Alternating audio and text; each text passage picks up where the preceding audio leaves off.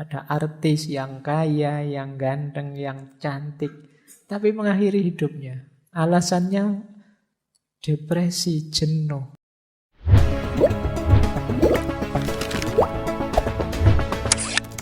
Bismillah. Assalamualaikum warahmatullahi wabarakatuh. Jika dia tidak tabah kalau ada ujian dari Tuhannya. Sebaik apapun yang diomongkan orang, kata Hasan Al-Basri, kalau dapat ujian kok tidak kuat, tidak tabah, terus melenceng, beda dengan yang diomongkan, ya tidak usah dipercaya omongannya.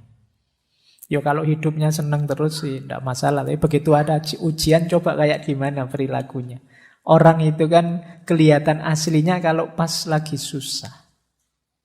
Kalau pas lagi seneng sih kamu enak, tapi pas lagi susah ayo coba, aslimu akan kelihatan. Maka kata Hasan Al-Basri, orang itu tidak bisa dipercaya kata-katanya kalau dia tidak tabah menerima ujian dari Tuhan.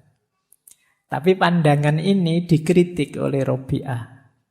Kata-katamu itu berbau egoisme. Masih aku. Nah, terus Syakik mencoba menjawab, mungkin ini yang diinginkan Robi'ah. Kata Syakik Al-Balkhi, seseorang tidak dapat dipercaya kata-katanya jika dia tidak bersyukur atas ujian dari Tuhannya. Ini lebih tinggi levelnya. Diuji sulit tapi malah bersyukur. Ini sebenarnya orang pintar. Karena dia tahu di balik segala ujian dari Allah itu pasti ada hikmah, ada makna untuk peningkatan kualitas dirinya. Maka ketika diberi kesulitan dia bersyukur. Ini lebih tinggi. Kalau di Imam Hasan Al-Basri tadi agak defensif, bertahan. Kalau di Syekh Syakik Al-Balkhi ini enggak, dapat ujian malah bersyukur. Alhamdulillah ya Allah, Engkau beri aku ujian. Tapi kata Robi'ah, masih belum. Kita butuh yang lebih baik dari itu. Ini sudah luar biasa, ternyata masih kurang tinggi. Nah, Syekh Malik bin Dinar masuk. Kata dia, seseorang itu tidak dapat dipercaya kata-katanya jika dia tidak gembira atas ujian dari Tuhannya. Ini lebih tinggi. Kalau ini ketika dapat ujian malah gembira, malah alhamdulillah. Seperti Robi'ah tadi, senang aku diuji oleh Allah, senang aku hatiku dipatahkan oleh Allah. Tapi ya untuk nyampe sini saja berat. Tapi ini level tinggi memang. Di atas tadi tidak sekedar syukur, dia juga gembira. Itu pun Robi'ah masih belum. Jadi ada yang lebih baik dari itu. Nah, balik mereka bertiga tanya, terus gimana yang baik itu? Kata Robi'ah, seseorang tidak dapat dipercaya kata-katanya jika dia tidak melupakan ujian saat merenungi Tuhannya. Ini cara berpikirnya dibalik oleh Robi'ah. Kita itu kan ketika dapat ujian baru ingat Tuhan. Tapi kalau diribu dibalik. Ketika kita ingat dekat dengan Tuhan, kita siap menerima apapun termasuk ujian. Jadi orang di levelnya Robi'ah ini bahkan sebelum mendapat ujian, dia sudah ikhlas, sudah ridho. Ya Allah, Engkau beri apapun aku siap. Yang paling pahit pun aku siap. Asal Engkau tidak meninggalkanku. Ini yang saya bilang tadi, level cinta. Sulit orang seperti ini. Karena itu berarti dia tidak tidak minta yang sifatnya menyenangkan, menggembirakan. Yang dia minta hanya biar bisa dekat pada Allah. Kalau kita kan masih banyak permohonan macam-macam kepada Allah. Kalau Robi'ah tidak. Dia mintanya Allah saja. Nah, ini coba ya nanti kalian ada di mana. Kalau ada ujian kalian tabah, atau kalian bersyukur, atau kalian gembira, Atau tidak kamu pikir sama sekali, siap menerima apapun asal dekat terus dengan Allah. Nah, ini jawabannya tidak bisa hafalan ya. Karena kalau mahasiswa kalau ditanya begitu mesti hafalan. Hafalan itu dia jawab yang paling baik. Kamu tanya yang jujur, dirimu ada di mana, nanti ayo kalau memang masih di bawah ya kalau bisa naik kelas. Jadi semula sih saya menarget tabah Pak kalau dapat ujian. Ya siapa tahu bisa naik level, bisa bersyukur. Atau bisa gembira. Atau sudah saya tidak mikir itu, fokusku Allah saja. Diberi apapun yang pahit, yang manis, ayo. Jadi ketika ingat Allah, siap menghadapi ujian apapun. Nah, baik. Ini pelajaran dari Robi'ah. Tadi ada pelajaran dari Imam Syafi'i. Kita sekarang dapat pelajaran dari Robi'ah. Yang pertama, bagaimana kita hanya mencari ridhonya Allah. Yang kedua, bagaimana kita siap menerima apapun ketetapannya Allah. Termasuk yang manis, termasuk yang pahit. Asal Allah selalu dekat dengan kita. Ini bisa kalian jadikan rumus ya. Ada kesedihanmu apapun, semoga kamu tidak kemana-mana selain menuju pada Allah saja. Baik, ambil nafas sebentar. Karena ini tambah lama, tambah dalam, tambah berat. Jadi nanti mungkin kapan-kapan kalau setelah ngaji kamu review lagi untuk meningkatkan kualitas dirimu. Baik, sekarang saya masuk dari beliau, sufi dari India yang dakwahnya sampai Amerika, di sana mendirikan Torekot. Torekot Inayati dari beliau Hazrat Inayat Khan. Beliau ini menarik, kalau Maulana Jalaluddin Rumi itu menggabungkan tari dengan kesufian. Kalau beliau ini menggabungkan musik dengan kesufian. Jadi beliau ini pemusik tapi juga sufi. Menulis banyak sekali tentang musik. Dulu pernah kita bahas. Saya lupa itu di tahun berapa, mungkin 2021 atau berapa, zaman pandemi. Saya masih ingat karena di era pandemi kan saya ngomong sendiri di kamar itu. Jadi, ya, antara lain ditemani oleh beliau Hazrat Inayat Khan ini. Baik, ada beberapa pandangan dari Hazrat Inayat Khan. Yang pertama, beliau mengingatkan kita, mirip seperti Imam Syafi'i tadi, cinta adalah berkah, tetapi berubah menjadi kutukan dalam keterikatan. Jadi lagi-lagi penyakitnya adalah keterikatan. Lupa gimana Pak, saya mencintai tapi tidak terikat, itu bagaimana? Jadi kalian membutuhkan orang lain, ya. Kalian memerlukan orang lain untuk mendukung aneka kepentinganmu manusiawi. Tapi jangan terikat. Terikat itu berarti menjadikan dia segalanya. Kalau tidak dia, ya tidak. Kalau tidak ada dia, aku tidak mungkin bahagia. Kalau tidak ada dia, aku tidak mungkin jadi orang baik. Kalau tidak ada dia, aku tidak. Ini namanya terikat. Jadi tidak terikat itu alhamdulillah kamu mau bersama-sama denganku untuk bertauhid, menomorsatukan Allah. Tapi kamu tidak segalanya. Seandainya tiba-tiba ada peristiwa terus kita berpisah, yang penting aku tidak bisa dengan Allah saja. Nah, ini namanya keterikatan. Jadi keterikatan itu ketika yang selain Allah terlalu melekat di kita sehingga menghalangi kedekatan kita kepada Allah. Jadi itu namanya kemelekatan. Makanya dalam Al-Quran itu ada beberapa ayat yang agak unik.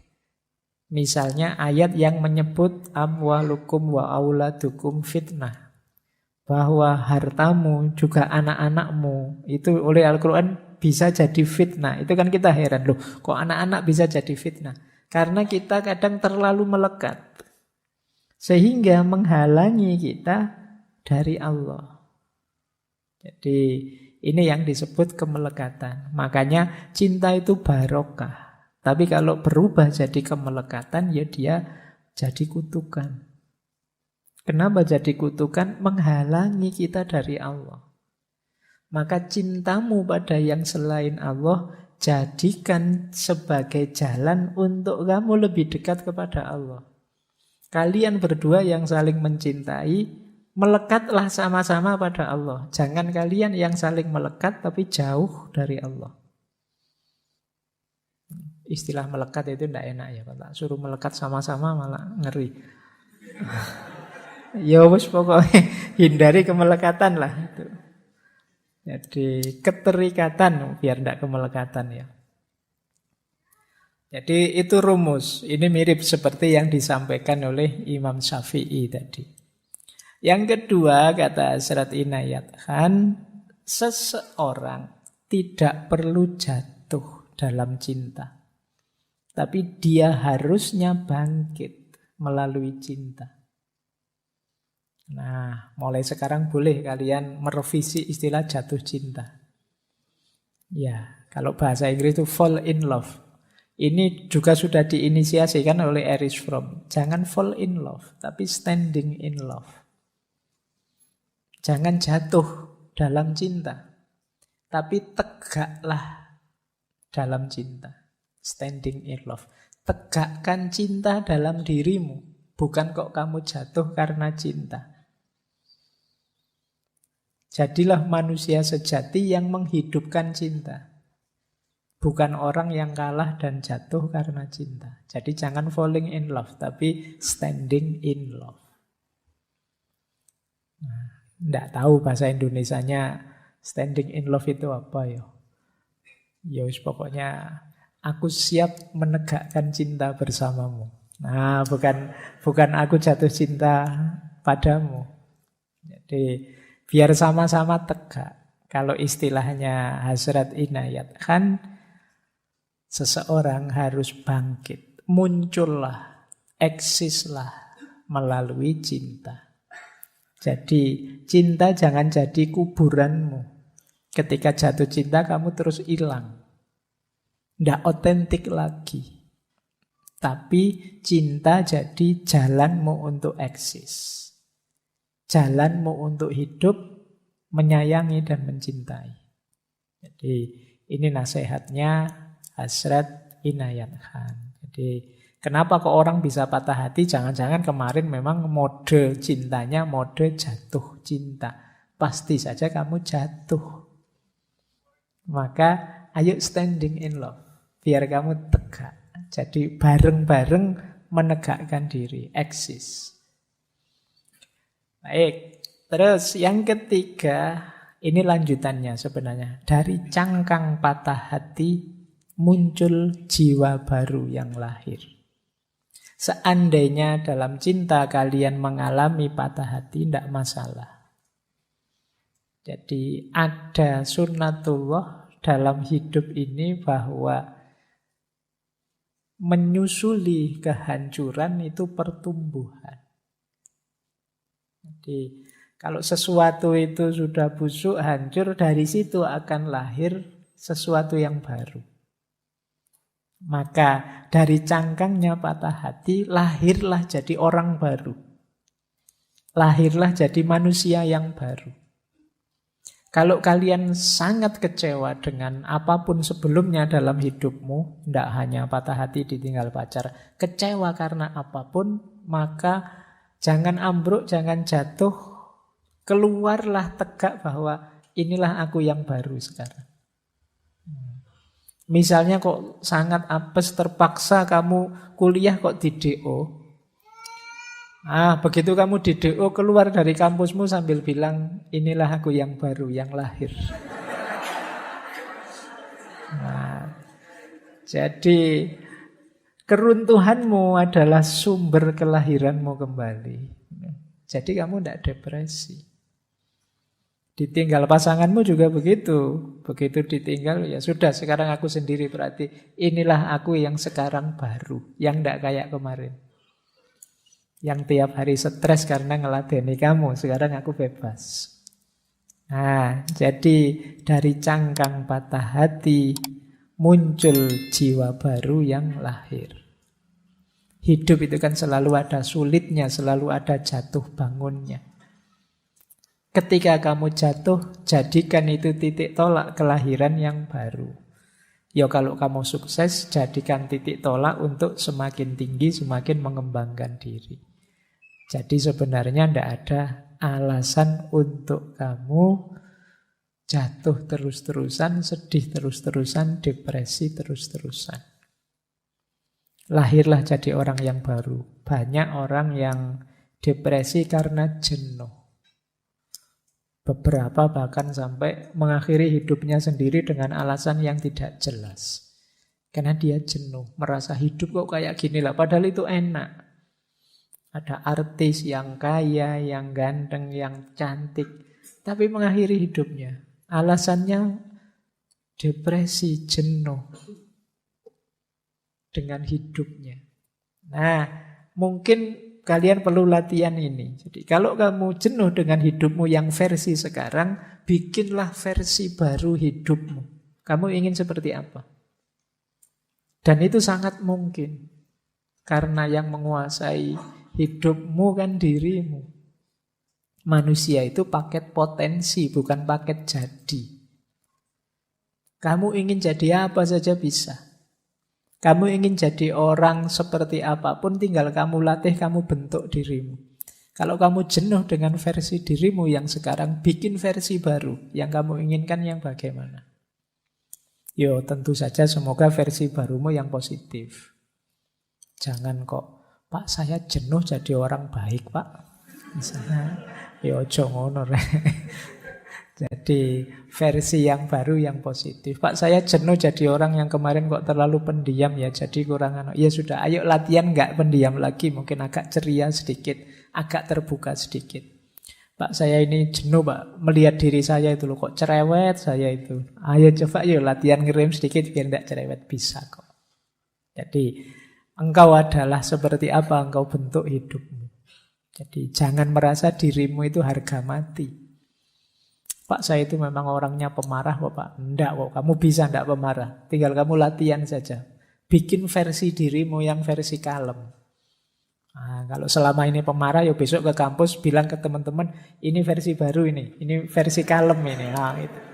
Jadi biar temenmu bisa bantu, bisa dukung dikit-dikit lah, ini versi kalem ini. Nanti biar kamu kok tiba-tiba marah, temenmu ngingetin, katanya versi kalem. Oh iya, balik lagi. Nah, mungkin lama-lama jadi kalem beneran. Baik, jadi ini nasihat dari Hazrat Inayat Khan. Jadi dari cangkang patah hati, lahirkan jiwa yang baru.